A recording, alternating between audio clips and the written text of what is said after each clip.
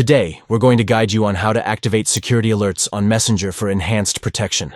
Let's get started. To begin, open the Messenger app on your Android device. Next, locate the menu icon situated in the top right corner, represented by 3 horizontal lines, and tap on it. Now tap on the gear icon within the menu.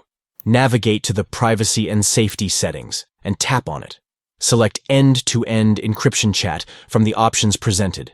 Then, tap on Security Alerts to access the Security Alert settings. Within the Security Alerts menu, toggle the switch to turn on Security Alerts.